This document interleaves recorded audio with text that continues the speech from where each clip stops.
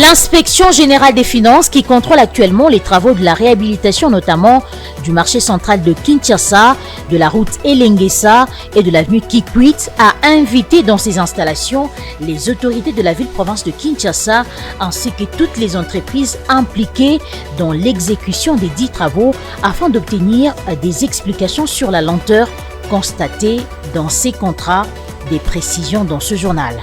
Les prix des matériaux de construction connaissent une hausse en ces débuts de l'année 2023 à Kinshasa. Cette situation paralyse les activités de ce secteur. Les vendeurs rencontrés ce mercredi par nos reporters sont revenus sur les causes de cette instabilité. Les détails à suivre dans cette édition. Merci de nous avoir choisis pour vous informer, mesdames et messieurs. Bonsoir et bienvenue à tous. Tout d'abord, cette brève. Il s'observe ces dernières heures une sérieuse dépréciation du franc congolais face au dollar américain. Les taux d'échange qui oscillaient autour de 2050 francs le dollar à la fin de la semaine dernière et à 2150 ou 2200 francs congolais actuellement sur le marché parallèle. Une situation de plus en plus inquiétante pour les Congolais ordinaires. Nous y reviendrons avec force et détails dans nos prochaines éditions. L'IGF, qui contrôle actuellement les travaux de la réhabilitation du marché central de Kinshasa, de la route Elengesa, de l'avenue Kikwit et ceux de l'implantation des plus de 2600 poteaux de l'éclairage public, a invité dans ces installations les autorités de la ville-province de Kinshasa ainsi que toutes les entreprises impliquées dans l'exécution des dits travaux pour obtenir des explications sur la lenteur constatée dans tous ces contrats. Les détails dans cet élément rendu par Patrick Lumbala.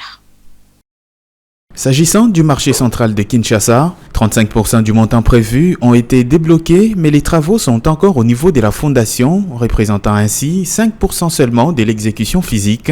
Les entreprises Sogema et Zingwen qui exécutent ces travaux ont été sommées d'accélérer le rythme et ont pris l'engagement de livrer ce marché à la ville de Kinshasa au mois de novembre 2023. S'agissant de l'avenue Elengesa, l'entreprise ADI Construction qui exécute les travaux a promis de terminer dans un mois seulement. Pour ce qui est de l'éclairage public exécuté par la société Solectra, 2500 socles sont déjà placés et la phase de la mise des poteaux démarre au mois de février 2023. L'inspection générale des finances a prévenu toutes ces entreprises qu'aucun retard ne sera toléré dans la livraison de tous ces travaux prévus cette année. Nous allons vous mettre sous haute surveillance. Vous êtes prévenus. Nous allons vous mettre sous haute surveillance et nous tenons à ce que ces marchés soient rendus à la ville de Kinshasa à la date prévue, à savoir le 30 novembre. Il n'y a pas un jour de plus. En outre, l'IGF a demandé à toutes ces entreprises de déclarer à la Direction générale des impôts tous les paiements obtenus par elle en 2022. Déjà, l'inspection générale des finances a annoncé qu'elle va transmettre à la DGI les données de tous les marchés publics effectués en 2022 par le Trésor public, les entreprises de l'État ainsi que les provinces du Lualaba, du Haut-Katanga, du Congo central, de la Chopo et de la ville-province de Kinshasa. Sachez également que l'inspection générale des finances organise un séminaire de réarmement moral et technique à l'endroit des inspecteurs des finances afin de mieux affronter les défis de l'exécution du budget 2023 fixé à 16 milliards de dollars américains. Il s'y tient dans la période du 10 au 13 janvier 2023. Tony Antoine Dibendila pour le commentaire. Pour mieux affronter les défis de l'exécution du budget 2023 fixé à 16 milliards de dollars américains, l'inspection générale des finances organise du 10 au 13 janvier 2023 un séminaire de réarmement moral et technique destiné aux inspecteurs des finances. Pendant les 4 jours, les inspecteurs des finances vont faire une évaluation des résultats de leur travail en 2022 et arrêter de nouvelles stratégies pour intensifier la patrouille financière. La direction de l'inspection générale des finances a prévu toute une semaine de remise à niveau où tous les corps des inspecteurs se réunissent pour échanger autour de certaines questions liées à l'exécution de nos missions. Donc nous avons des enseignements que nous recevons sur les finances publiques, sur le contrôle, les innovations et tout cela dans le but d'armer suffisamment les inspecteurs pour affronter les défis de l'exécution du budget 2023. L'inspection générale des finances veut accroître son implication dans l'assainissement des finances publiques et faire un apport significatif aux régies dans leur encadrement pour que la mobilisation des recettes prévues dans ces budgets soit réalisée. Ce service de contrôle des finances relevant de l'autorité du chef de l'État tient à maintenir le verrou du contrôle a priori dans toutes ses missions afin d'améliorer en 2023 les performances dans l'exécution du budget de l'État. Autre chose à signaler dans ce journal, la Banque mondiale vient de débloquer la somme de 250 millions de dollars américains, ce pour appuyer les programmes du dispositif de désarmement, démobilisation, réintégration communautaire et sociale, un programme initié par les gouvernements congolais et qui vise plus de 3 millions d'habitants de la partie est de la RDC, principalement le nord et le sud Kivu, mais aussi l'Ituri. Chiffré à 250 millions de dollars américains, ce financement de la Banque mondiale va appuyer le programme du dispositif de désarmement, démobilisation et réintégration en RDC. Ce nouveau programme s'appuie sur des nouvelles orientations stratégiques initiées par le gouvernement de la République. À noter qu'il vise plus de 3 millions d'habitants vivant au nord Kivu, au sud Kivu et en Ituri. Selon certains médias, la subvention sera mise en œuvre au niveau provincial. À en croire la Banque mondiale, son montage se base sur les leçons tirées des engagements antérieurs. Ce programme concerne également des activités liées à la déstabilisation de cette partie de la RDC et à la réintégration communautaire ainsi qu'à la décentralisation de la gouvernance. Ce financement de la Banque mondiale va se focaliser aussi sur l'octroi des petites subventions au niveau communautaire et accompagnera des activités génératrices de revenus. Le boom immobilier qui connaît actuellement la capitale congolaise Kinshasa est la conséquence du dynamisme économique du pays. C'est un expert des questions économiques qui nous l'a affirmé ce mercredi, se basant sur notamment les 100 millions de Congolais qui représentent un marché interne important. Pour lui, le secteur immobilier est un sérieux indicateur de la bonne santé d'une économie. Un reportage signé Claude Kungwe Pichunzita. L'explosion immobilière observée dans certains coins de la capitale actuellement s'explique du fait la République démocratique du Congo, pays avec plus de 100 millions d'habitants, renferme plusieurs possibilités de se faire de l'argent et construire des immeubles, a détaillé l'économiste Patrick Ompiana. Selon lui, quand le secteur immobilier se porte bien, cela veut dire que l'économie du pays est bien portante. Sur le plan économique, on a toujours dit ceci. Lorsque les constructions vont bien, c'est-à-dire que l'économie va bien. Ça signifie quoi? Ça signifie qu'on peut tout dire que la RDC est un pays en voie de développement. C'est ça l'expression actuelle. Par rapport à l'indice de développement, on est mal classé, mais on doit savoir qu'il y a une évolution. Mais néanmoins, la RDC, c'est à peu près 100 millions d'habitants. Donc, c'est une société de consommation. En 2017, on a fait des analyses. On a remarqué qu'en termes d'un conteneur déclaré, analysé par Bivac, la RDC, c'était déjà dans les 9 milliards de dollars par an. Rien que pour Dubaï, sans parler de la Chine et de l'Inde.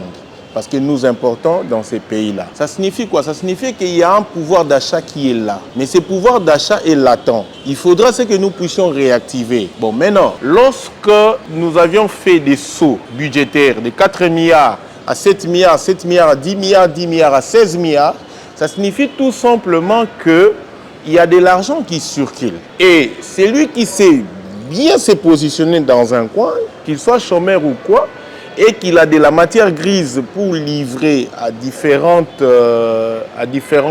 personnes, il sait capter l'information financière et se faire un peu d'argent. Depuis un certain temps, Kinshasa connaît un bon immobilier, situation qui semble être un paradoxe pour plusieurs personnes, estimant que le pays est en général pauvre, que cette explosion immobilière ne s'expliquait pas. L'argumentaire de cet économiste vient donc balayer d'un revers de la main ses points de vue non conformes aux faits.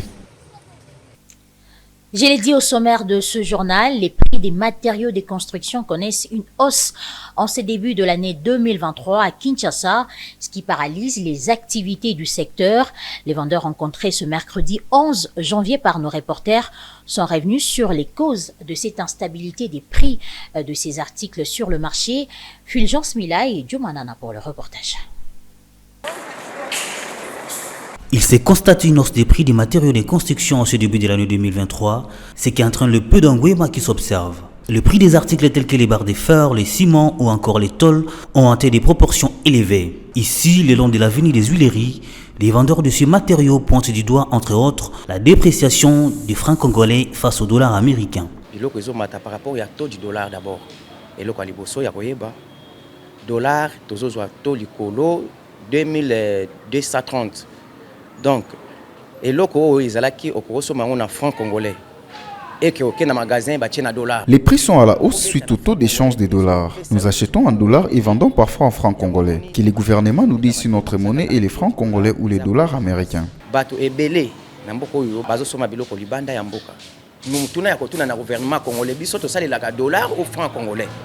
Certains experts estiment que la dollarisation de l'économie congolaise est également à la base de ces variations négatives des prix de certains articles. À Kinshasa, plusieurs orphelinats disent ne pas être bénéficiaires de l'accompagnement financier ou matériel de l'État pouvant permettre de préserver et encadrer des enfants désœuvreux ou orphelins. Le soutien gouvernemental est dans ce reportage souhaité par un orphelinat réputé de la capitale. Jonathan Bakele et Sile Chamala nous en disent plus. Des enfants en situation de rupture familiale, hébergés dans plusieurs orphelinats dans la ville de Kinshasa, vivent souvent dans des situations et conditions difficiles. Pour subvenir à leurs besoins, les donateurs ou personnes de bonne foi apportent des aides financières ou matérielles aux orphelins. Jean-Bernard Boula, fondateur de l'orphelinat Simon Secret, situé dans la commune de Lingwala, explique sa motivation d'encadrer ces jeunes et les difficultés rencontrées. C'est une vision que j'ai créée depuis le 10 mars 2009, suite à un vœu que j'avais fait à Dieu. Suite aux réalités connues, les réalités des tragédies. En réalité, quand on parle d'un orphelinat, on voit l'État. C'est un travail de l'État, ce n'est pas notre travail. C'est l'État qui envoie ses enfants. Normalement, il doit nourrir les enfants qui nous envoient et tout consort. Et par contre, ce n'est pas le cas. Nous n'avons jamais été subventionnés par l'État. Dans le temps, vers les années 2012, c'est là de fois qu'on recevait un petit rien, bien sûr, qui ne suffisait vraiment pas. Mais bien sûr, quand même, il y avait la volonté. Depuis là jusqu'à aujourd'hui, nous n'avons jamais connu un seul cas, un fonds provenant quelque part, estimant que c'est l'État qui a envoyé. Non, jamais. La difficulté, c'est qu'on n'a pas la couverture médicale. Il demande ensuite l'accompagnement de l'État. Ce que je demande à l'État, c'est de pouvoir assumer sa responsabilité. Et surtout, le ministre des Affaires sociales, il faut qu'il fasse un état de lieu. Savoir ce qui se passe dans ce secteur, arrêter un budget, proposer ce budget au président de la République, en discutant avec lui et aussi soumettre ce budget au gouvernement. Vous allez voir qu'on ne va pas subir toutes ces choses. Signalant que plusieurs orphelinats ne reçoivent aucun financement du gouvernement, fonctionnant ainsi grâce aux cotisations et aident des personnes de bonne foi et demandent par conséquent l'accompagnement de l'État.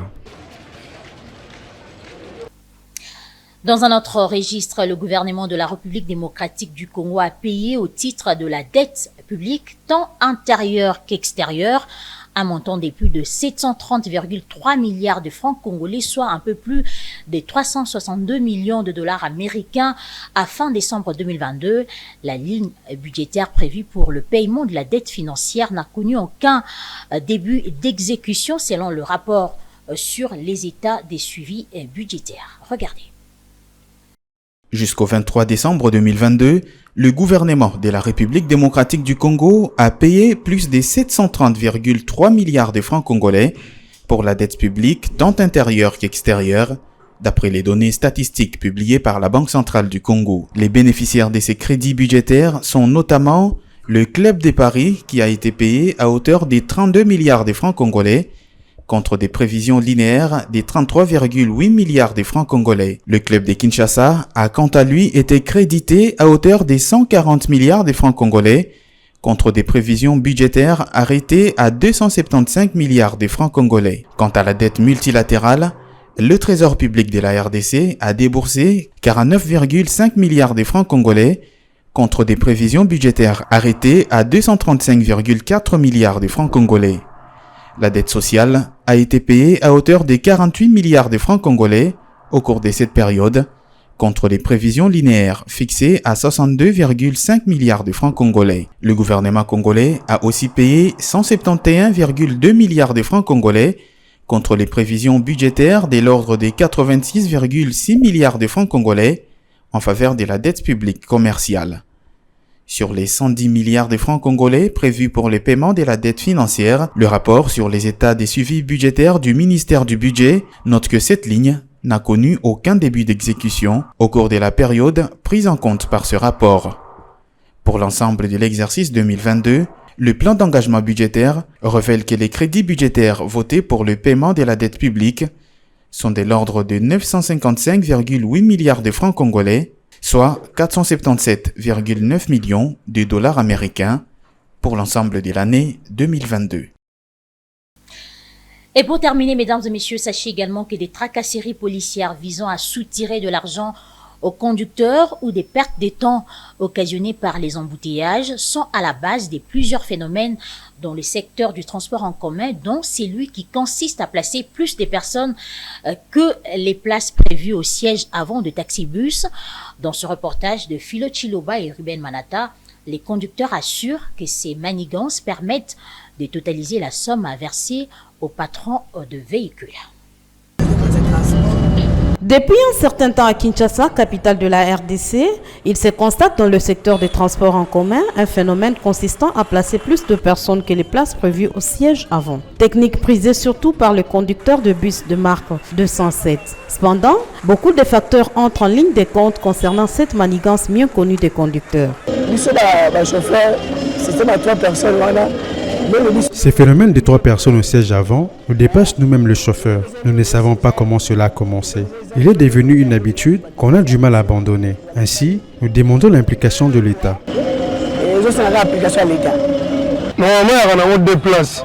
Normalement, c'est une place réservée à 2 personnes. Mais vu les difficultés liées au transport, les clients eux-mêmes nous proposent de monter à 3.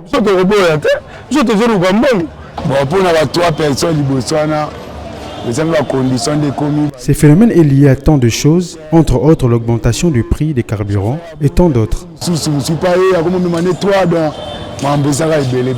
Pour certains, bien que cela est avantageux pour eux, c'est un système à bannir malgré la demande parfois des clients lors des difficultés liées au transport en commun. Mesdames et messieurs, place à présent à la revue de presse avec Jonathan Bakele.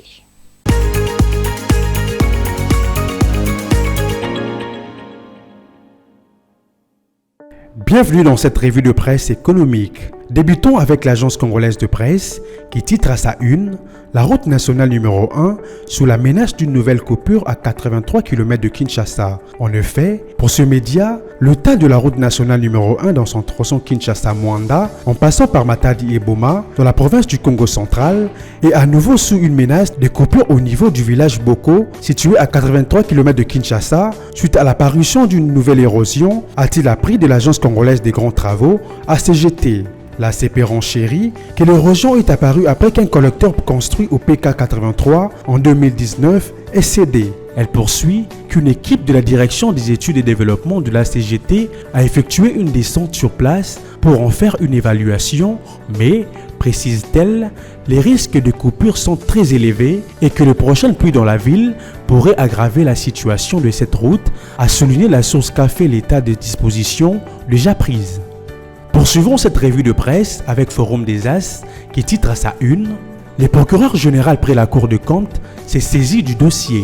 Le journal note « La clameur publique dans les détournements supposés des fonds destinés à la réhabilitation et la construction des universités ne pouvait pas laisser le procureur général près la Cour des comptes sans réagir ». Le journal précise « Salomon Toudiéché, c'est de lui qu'il s'agit » écrit le quotidien, mène des investigations sur les dossiers relatifs à l'exécution du marché public concernant les travaux, des constructions et des réhabilitations des infrastructures des universités officielles de Mbujimayi, Kananga et Bunia. D'après Forum des As, l'enquête concerne également certains établissements universitaires de la capitale Kinshasa, à savoir l'Université pédagogique nationale et l'Institut des bâtiments et des travaux publics. Le journal précise de fortes présomptions de détournement pèseraient sur le ministre de l'Enseignement supérieur universitaire. Le journal parle également de son collègue de Pétentique et certains collaborateurs du chef de l'État suite au flou persistant dans l'attribution et exécution de certains marchés à travers le pays. Le journal renchérit en parlant de l'avis de la CAJ qui s'est exprimé en ces termes. En cas de détournement avéré, la CAJ appelle à déférer leur auteur devant la justice afin de subir la force de la loi. L'enquête ouverte par le procureur général devra apporter l'éclairage possible. C'en est fini pour cette revue de presse économique. Merci de l'avoir suivi.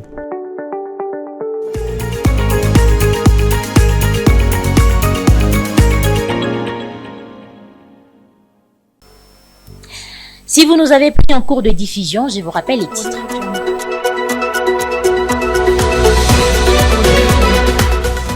L'inspection générale des finances qui contrôle actuellement les travaux de la réhabilitation notamment du marché central de Kinshasa, de la route Elengesa et de l'avenue Kikwit a invité dans ses installations les autorités de la ville-province de Kinshasa ainsi que toutes les entreprises impliquées dans l'exécution des dits travaux afin d'obtenir des explications sur la lenteur constatée dans ces contrats.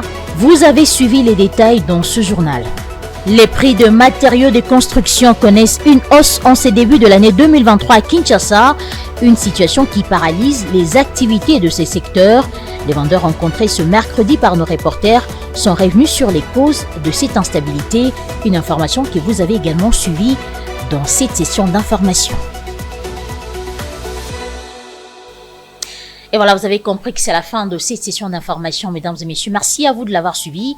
Bonne suite de programmes sur Ecofin Télévision.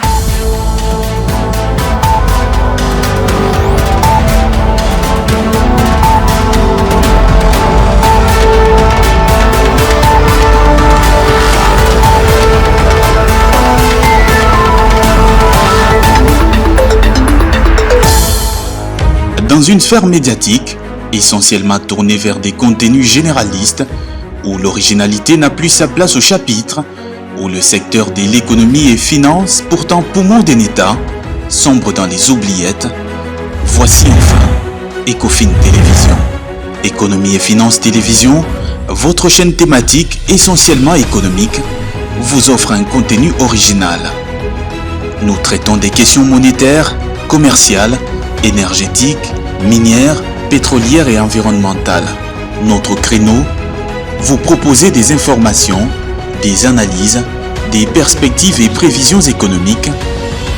Ecofin Télévision vous permet également de comprendre la coopération entre les États et les institutions, sans oublier l'épineuse question de la dette.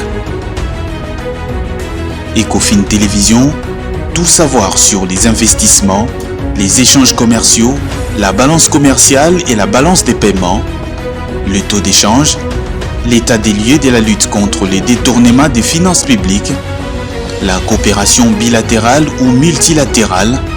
Ecofin Télévision vous explique comment l'économie nationale est directement liée à l'économie mondiale. Notre particularité fait notre originalité. C'est pourquoi nous disons Ecofin Télévision, mieux que savoir sur l'économie et finances, comprendre.